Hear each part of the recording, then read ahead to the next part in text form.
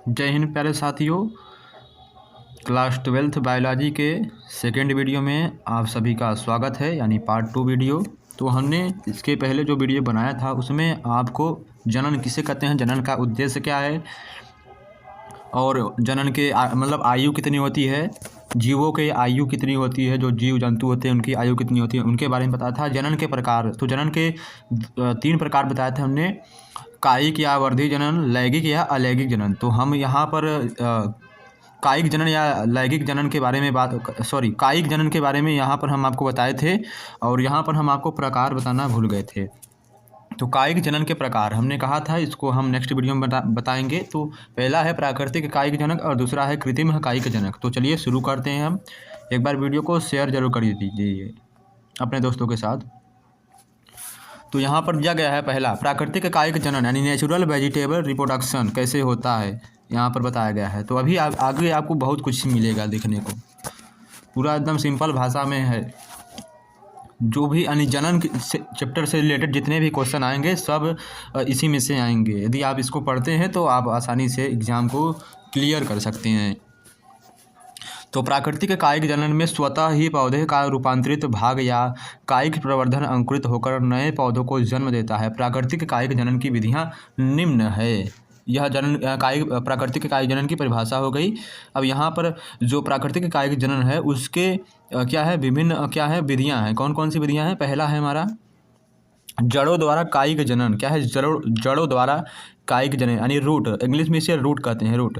तो जब कोई पौधा जड़ों द्वारा अपने समान नए पौधों को जन्म देता है तो उसे हम जड़ों द्वारा होने वाला कायिक जनन कहते हैं। तो सिंपल सा परिभाषा है, जब कोई पौधा जड़ों द्वारा अपने समान संतान यानी अपने समान नए पौधों को जन्म देता है जड़ों द्वारा, तो उसे हम क्या कहते हैं, उसे हम कायिक जनन कहते हैं, जड़ों द्वारा कायिक जनन कहते हैं। जैसे मान लीजिए परवल में, यहाँ पर इंग्लिश में इसका नाम दिया गया है, परवल में कायिक जनन होता है। दूसरा है शकरकंद में भी कायिक जनन होता है जड़ों द्वारा।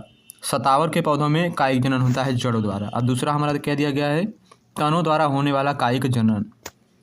तनों द्वारा होने वाला कायिक जनन, जब किसी पौधे में तनों के द्वारा अपने समान नए पौधों को उत्पन्न किया जाता है तो उसे तने द्वारा होने वाला कायिक जनन कहते हैं। जैसे अदरक, जिंजर, हल्दी, टर्मरिक, आलू, पोटैटो आदि। नेक्स्ट, पत्ती द्वारा होने वाला कायिक जनन, जब किसी पौधे में पत्ती के द्वारा अपने समान नए पौधों को उत्पन्न किया जाता है तो इसे पत्ती द्वारा होने वाला कायिक जनन कहते हैं। जैसे अजूबा में और बिगोनिया के पौधों में, यह दो होते हैं। तो सिंपल सा देखिए परिभाषा है, आपको आसानी से याद हो सकते हैं, एक बार पढ़ेंगे आपको याद हो जाएगा। आगे बढ़ते हैं हम। दूसरा क्या हमारा कृत्रिम कायिक जनन। तो प्राकृतिक कायिक जनन हो गया। दूसरा है कृत्रिम कायिक जनन यानी आर्टिफिशियल वेजिटेटिव रिप्रोडक्शन। तो इसकी परिभाषा क्या है, पौधों में कायिक जनन मनुष्यों द्वारा विभिन्न तरीकों से कराया जाता है। पौधों में कायिक जनन जो होता है मनुष्यों द्वारा विभिन्न तरीकों से कराया जाता है। अतः इस प्रकार से कायिक जनन होता है जो मनुष्य द्वारा कराया जाता है उसे हम कृत्रिम कायिक जनन कहते हैं। यानी जो मनुष्यों द्वारा पौधों को नए यानी उनके समान नए पौधों को उगाया जाता है तो उसे हम कृत्रिम कायिक जनन यानी आर्टिफिशियल वेजिटेटिव रिप्रोडक्शन कहते हैं। नेक्स्ट क्या है, कृत्रिम कायिक जनन की विधियाँ। तो पहला क्या है, कलम लगाना। कृत्रिम कायिक जनन की विधियाँ, पहली विधि क्या है, कलम लगाना।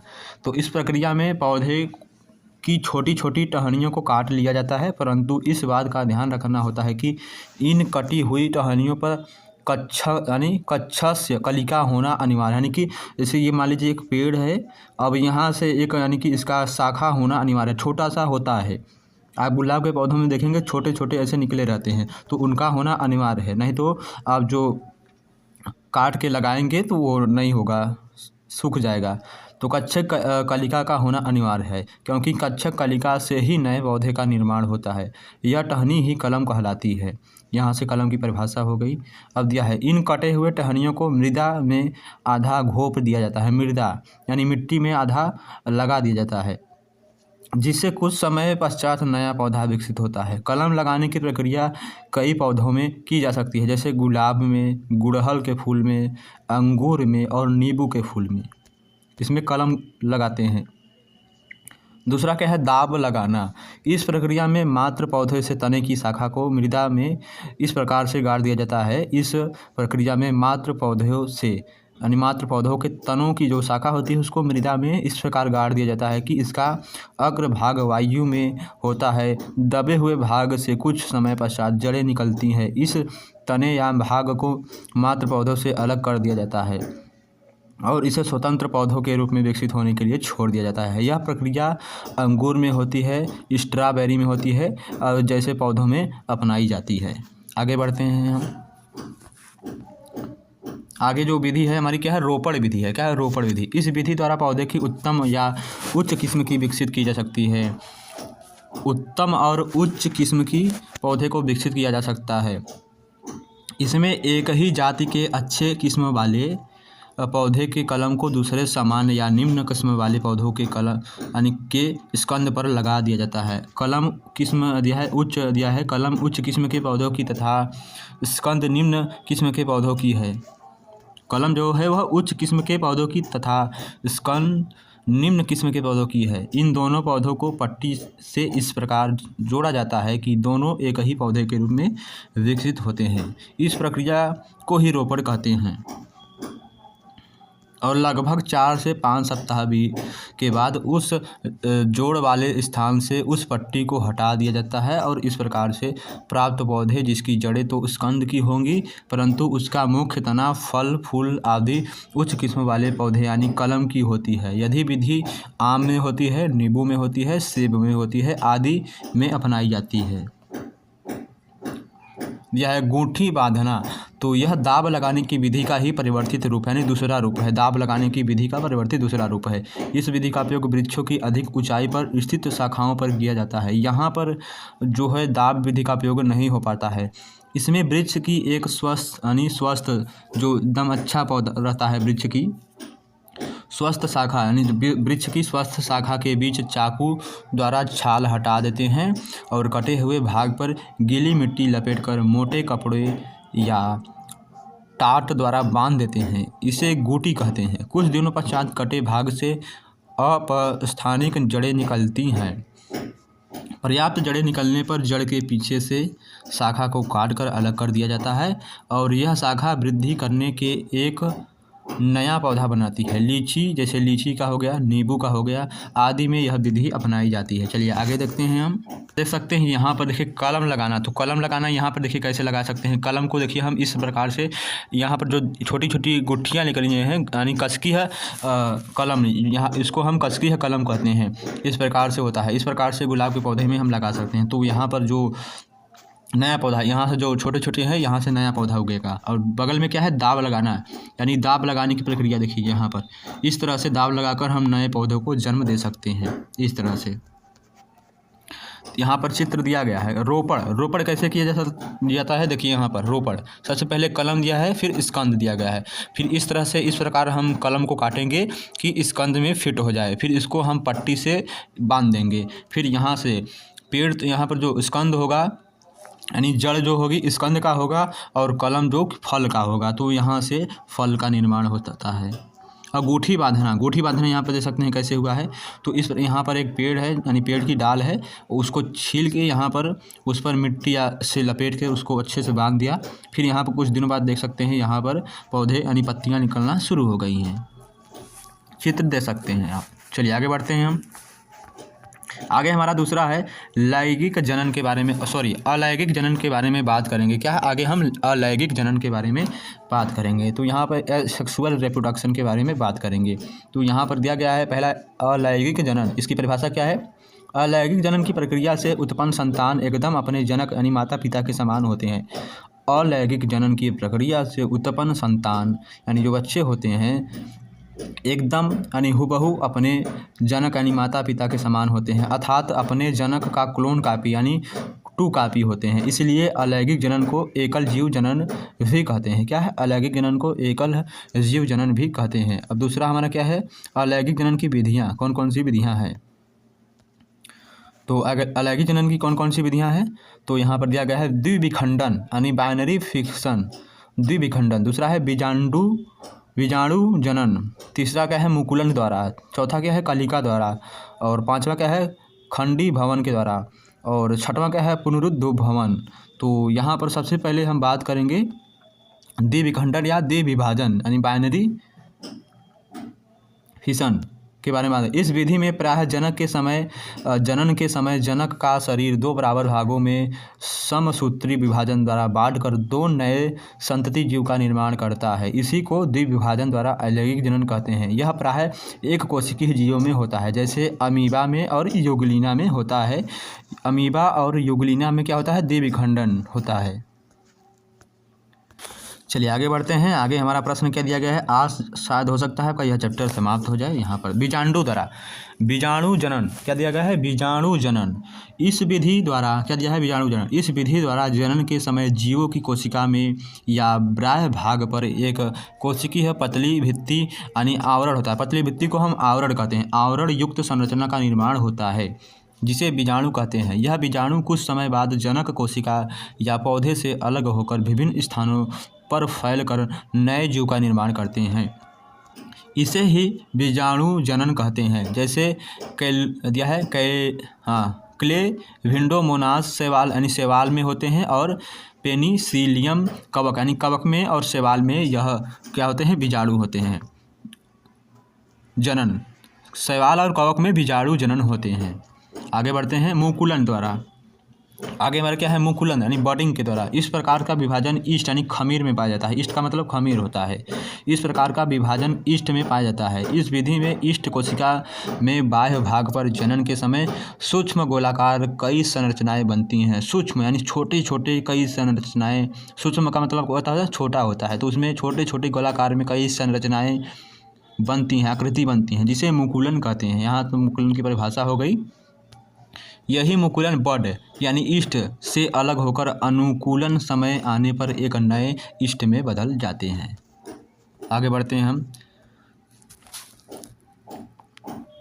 आगे दिया गया है यहाँ पर कलिका यानी जिमलल्स। तो जब किसी पौधे में पत्ती या तने के अग्रभाग पर बहुकोशिकीय हरे रंग की गोलाकार संरचनाएं बनती हैं तो उसे हम कलिका कहते हैं। जब किसी पौधे ने पत्ती में या तने में अग्रभाग पर उसके बहुकोशिकीय हरे रंग की गोलाकार संरचनाएं बनती हैं यानी आकृति बनती है तो उसे हम कलिका कहते हैं। और यही कलिका मात्र पौधे यानी कि जो उसकी माता होती है, बड़े पौधे होते हैं, बड़े पौधे से अलग होकर अनुकूलन यानी उचित समय, अनुकूलन का मतलब अनुकूल मतलब उचित समय आने पर नए पौधे के रूप में बदल जाते हैं। जैसे फ्लूनेरिया के पौधों में होता है यह। आगे बढ़ते हैं हम। तो दोस्तों आगे हमारा क्या है, 5वां नंबर का है खंडी भवन यानी कि फ्रेगमेंटेशन, खंडीय भवन। तो इस विधि में बहुकोशिकीय जनक जंतु का शरीर दो या दो अधिक खंडों में स्वतः टूट जाता है।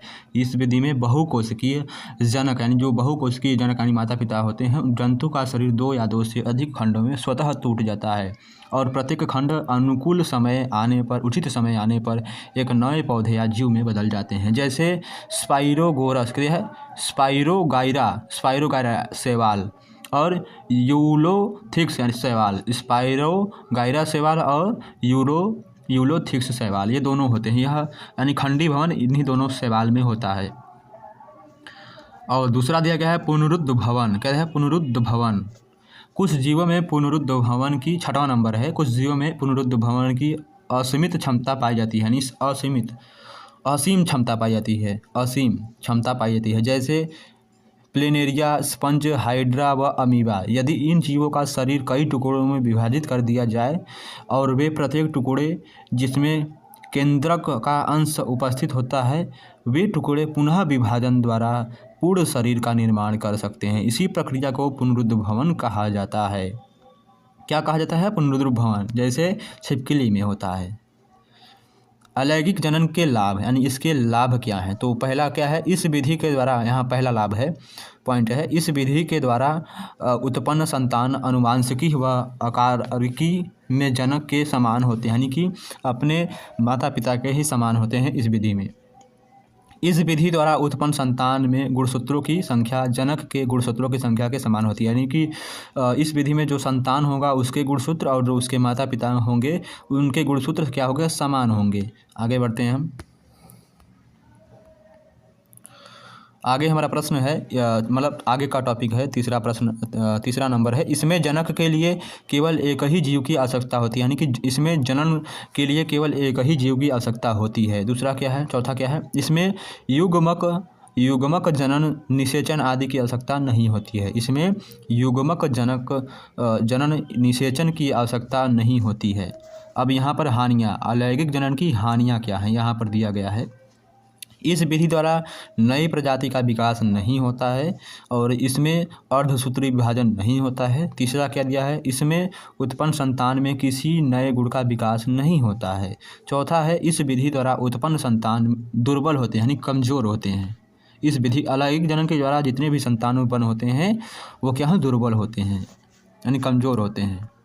तो दूसरे पर हम बात करेंगे। दूसरा हमारा है लैंगिक जनन या लिंगी जनन, यानी सेक्सुअल रिप्रोडक्शन के बारे में बात करेंगे। तो दिया है उसकी परिभाषा, वह जनन जिसमें संतान उत्पन्न करने के लिए दो विपरीत जनकों यानी नर व मादा की आवश्यकता होती है, उसे हम लिंगी या लैंगिक जनन कहते हैं।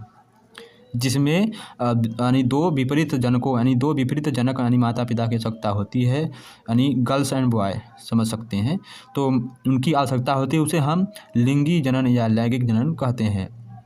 इस प्रक्रिया में लैंगिक अंगों जैसे नर में भीषण व मादा में अंडाशय भ्रूण, ठीक है, नर में भीषण व मादा में अंडाशय की आवश्यकता होती है। यह एक जटिल प्रक्रिया होती है जो प्रायः उच्च श्रेणी के जीवों में पाया जाता है। लैंगिक जनन में होने वाली घटनाएं, क्या क्या घटनाएं होती हैं, तो लैंगिक जनन में घटित होने वाली घटनाएं क्रमबद्ध होती हैं जिन्हें 3 अवस्थाओं में बांटा जाता है।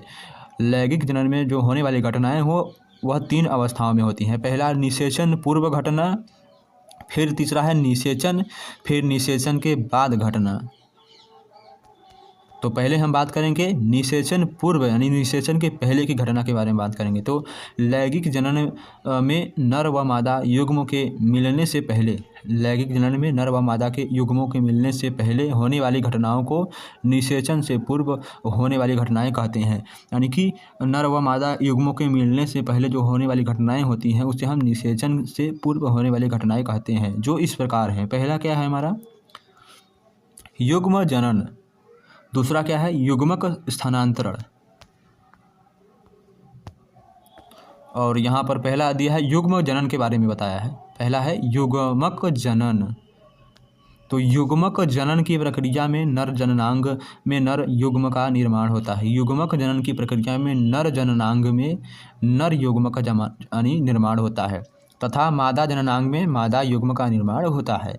युग्मक सदैव अगुणित होते हैं और इनका निर्माण जनन कोशिका में होता है। दिया है ये अर्धसूत्री विभाजन के फलस्वरूप होता है। ये युग्मक प्रायः जनन कोशिका होती हैं जिसके संयोजन से युग्म जन का निर्माण होता है। आगे बढ़ते हैं, युग्मक स्थानांतरण यानी दूसरे के बारे में बात करते हैं। तो युग्मक निर्माण के पश्चात नर युग्म व मादा युग्म एक दूसरे के समीप आते हैं जिसे युग्मक स्थानांतरण कहते हैं। यह युग्मक स्थानांतरण जंतुओं और पौधों में अलग अलग होता है। जैसे जंतुओं में युग्म स्थानांतरण प्रजनन मार्ग यानी योनि मार्ग के द्वारा होती है। जंतुओं में युग्मक स्थानांतरण प्रजनन मार्ग यानी योनि मार्ग के द्वारा होती है। योनि मार्ग से फेलोपियन नलिका के रास्ते मादा युग्म के पश्चात स्थानांतरित होता है। मादा यानी गर्ल्स, लेडी, वुमेन्स। जबकि पौधों में यह प्रक्रिया जल, कीट, वायु आदि के माध्यम से संपन्न होता है। और दूसरा क्या है, निषेचन। दूसरा क्या है हमारा, निषेचन, फर्टिलाइजेशन। निषेचन फर्टिलाइजेशन इंग्लिश में इसे कहते हैं। तो निषेचन प्रक्रिया में नर युग्म व मादा युग्म एक दूसरे से संलयित होते हैं। इस प्रक्रिया को युग्म संलयन कहते हैं। इसके पश्चात द्विगुणित युग्मजन का निर्माण होता है। इसी प्रक्रिया को निषेचन कहते हैं। इसे सिंगेमी भी कहा जाता है। आगे बढ़ते हैं हम। तो एक बार आप वीडियो को शेयर जरूर कर दीजिए अपने दोस्तों के साथ जो क्लास 12th में हैं और बायोलॉजी उनका मतलब सब्जेक्ट है। तो तीसरा है निषेचन के बाद होने वाली घटनाएं। तो हम पहले बात निषेचन के पूर्व होने वाली घटनाएं तो बात कर लिए, और निषेचन के बारे में बात कर लिए। अब निषेचन के बाद होने वाली घटनाएं के बारे में बात करेंगे। तो दिया है निषेचन के बाद होने वाली समस्त घटनाएं निषेचन पश्च घटनाएं कहलाती हैं। ठीक है, निषेचन पश्च घटनाएं कहलाती हैं। इसमें नर युग्म यानी यन, ठीक है, नर युग्म यन और वह मादा युग्म यन के संलयन के बाद युग्मनज 2 यन का निर्माण होता है। युग्मनज वृद्धि करके भ्रूण बनाते हैं, भ्रूण विकसित होकर नए जीव का निर्माण करते हैं। यदि इसको समझना है तो रिप्रोडक्शन, ह्यूमन्स रिप्रोडक्शन पढ़ना पड़ेगा, उसको भी हम पढ़ाएंगे लास्ट में, चैप्टर आपको पढ़ाएंगे ज़रूर।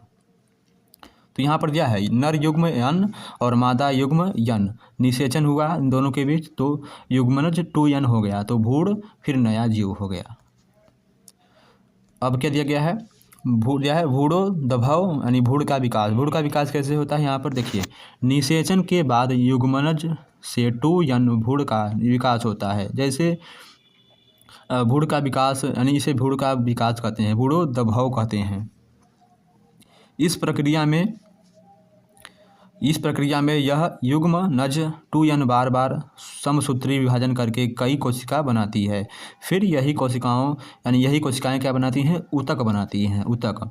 और यही ऊतक मिलकर अंगों का निर्माण करते हैं। यही अंग मिलकर अंगतंत्र का निर्माण करते हैं, और यही अंगतंत्र नए जीव का निर्माण करते हैं। पहले क्या हो गया, कोशिकाएं मिलकर, यानी कि ये कोशिकाएं मिलकर ऊतक बनाती हैं। तो सबसे पहले इसको आसानी से समझना है तो सबसे पहले कोशिका लिखेंगे, फिर उसके बाद ऊतक लिखेंगे, ऊतक, फिर उसके बाद क्या लिखेंगे, ऊतक के बाद क्या लिखेंगे, अंग लिखेंगे। फिर यही अंग मिलकर अंगतंत्र का निर्माण करते हैं। अंगतंत्र के बाद क्या, नए जीव का निर्माण करते हैं। इस तरह से आप एरो देकर लिख सकते हैं। तो द इंड आपका चैप्टर आज से समाप्त हो गया। जनन लाइक एंड सब्सक्राइब ज़रूर करिएगा, ज़रूर। आपके चैप्टर का यह लास्ट वीडियो था। आज से आपका जीवों में जनन का चैप्टर समाप्त हो गया, रिप्रोडक्शन इन ऑर्गेनिज्म।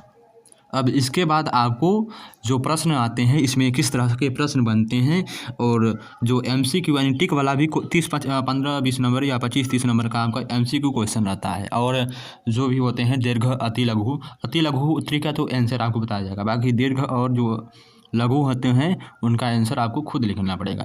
तो चलिए नेक्स्ट वीडियो में मिलते हैं। और वीडियो कैसा लगा कमेंट बॉक्स में बताइएगा ज़रूर, और अपने सभी दोस्तों के साथ शेयर ज़रूर करिए जो इस बार बोर्ड एग्जाम बायोलॉजी का देंगे।